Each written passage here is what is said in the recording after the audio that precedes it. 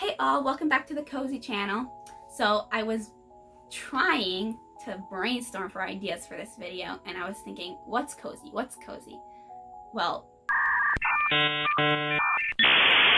books are cozy, right? Books are cozy. What's cozier than books? Childhood books. That's right. Today we're reviewing some of my favorite and coziest childhood books. So get ready, strap in, and this is going to be a walk down memory lane.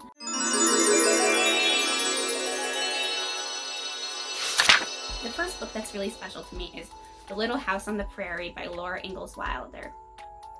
This book is especially special to me because my mother used to read it to me as a bedtime story when I was very, very young. The story is actually autobiographical. It's the story of Laura, Mary, and her parents who move out to Kansas in the 1800s and live as settlers in the wilderness, where they have to stave off illness and wildlife and build a home and dig a well and plant crops all on their own and without the technology that we use today.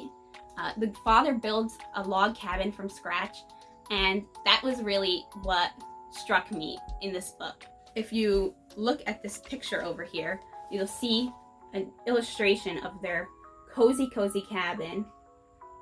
It has these two beds and this beautiful mantle in the middle. And this beautiful log cabin built by their father sounded so cozy and delicious, and that's one of the reasons why it was such a special book to me as a child.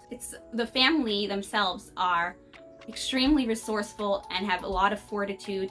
It's a wonderful story of a family working together and really being there for one another to the point that they're able to stand up to nearly anything that life throws at them, whether it be illness or wildlife attacking or locusts eating their crops. Their life as a family unit is so special that they're able to hold each other up and get through any sort of trials and tribulations, which I think is extremely beautiful. So this is the first book, one of the first books I ever was exposed to as a child. I love this book so much. It's such a special book. I recommend it so much. I want to read it to my own children one day. That's how special it is. Once I was able to read by myself, one of the first series that I gravitated to was the Boxcar Children. The first book is about these four siblings, Henry, Jesse, Violet, and Benny, who find a boxcar in the woods where they live on their own. They're orphans, and they have a relative that's their grandfather, but they don't want to be adopted by him because they've heard that he's a very mean man. So what they try to do is they try to live life out in the woods inside this abandoned boxcar.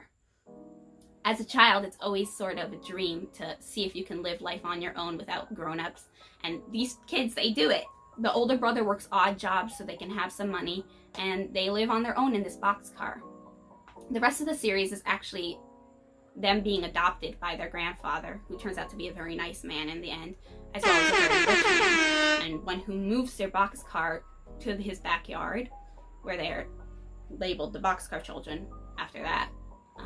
And he flies them to many different beautiful, wonderful places where they solve mysteries. But the first book has a special place in my heart for these children's resourcefulness and the way that they were able to live on their own in this cozy little boxcar. You're probably sensing a theme here.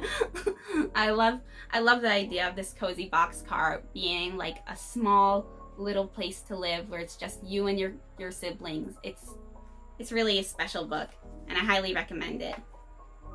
I don't know if I mentioned who wrote the book, but it's by Gertrude Chandler Warner, and she wrote, I think, around 100 more of these. So I highly recommend this series for children. It's extremely wholesome and entertaining.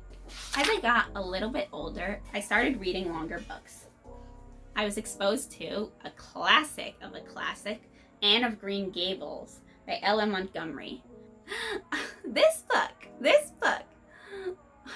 book is about a red-headed orphan girl who's mistakenly adopted by Marilla and Matthew, who were intending to adopt a boy, but were sent a girl instead. She grows up on Prince Edward Island, where she meets a lot of people, makes a lot of wonderful friends, where she messes up a lot and she learns from her mistakes. She's this whimsical, romantic character who just loves poetry and writing, and she grows up and she becomes just such a wonderful young woman. Anne is such a relatable character because we all mess up sometimes and we all make mistakes, and the best thing to do is to learn from them. She's just so easily lovable. Also, let me add that there is a boy in this book named Gilbert Blythe. This is definitely the enemies to lovers trope, I'll tell you that. She hates that man so much, but when I first read about Gilbert, I'm telling you, I fell hard and fast. He was my first book crush. He, and well, the next book you'll hear about my next book crush. I had a bunch of those. But Gilbert Blythe was really the man for me. I love this book, and I think everyone should have a chance to read it. It's such a wholesome and positive experience, and I think they made it into a TV show called Anne with an E. I've never watched it, but I probably should, considering how much I love this book. The last book on this list is Little Women by Louisa May Alcott. I love this book. It's about a group of sisters who grew up together in the 1800s, and where they have to overcome their major character flaws. And they grow up, they grow together, and they become wonderful little women. What I was talking about, book crushes, they have a neighbor named Lori. Thomas Lawrence was also someone I wished was real. It's such a wonderful book about family bonding and about people growing up. It's a coming-of-age story that hasn't fallen into obscurity because the characters are so beloved and eternally relatable. Meg is lovely and wise. Jo is strong-willed and brilliant. Beth is angelic and kind. Amy is petulant and a little bit of spoiled. And Lori is their kind neighbor who is so easy to love. This group of girls is so special because they play off one another so well, and they're a family unit that really loves each other and tries to help each other grow. Anyways, thank you so much for watching, and like and subscribe. Tell me in the comments down below your favorite books as a child, or if any of my favorite books were your favorites as well. Take care of yourselves. Peace.